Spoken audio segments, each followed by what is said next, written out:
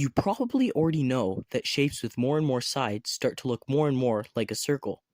In fact, a regular polygon with 1,000 sides looks, to us, exactly like a circle. But what if I told you that you can take an ordinary square and change it into a circle without changing its perimeter?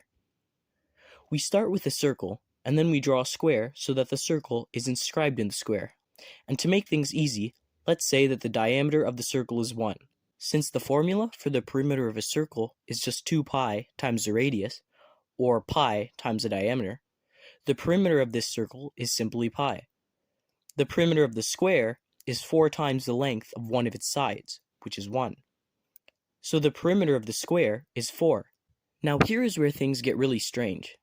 Take the corners of the square and fold them in so that they are touching the circle. You can see that the perimeter of the square didn't change.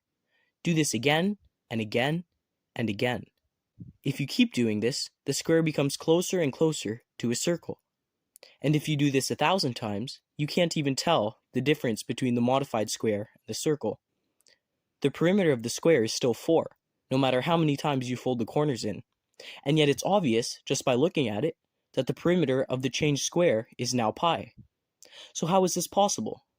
We know that pi is not equal to 4, but it certainly seems like that's what I've just proven.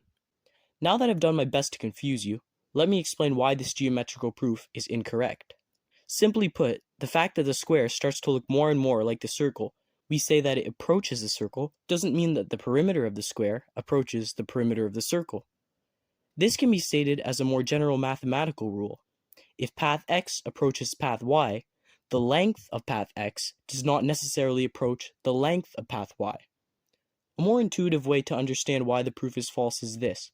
No matter how many times the corners of the square are folded in, if you zoom in far enough, the path of the square will always be this step-like pattern, whereas the path of the circle will be almost straight.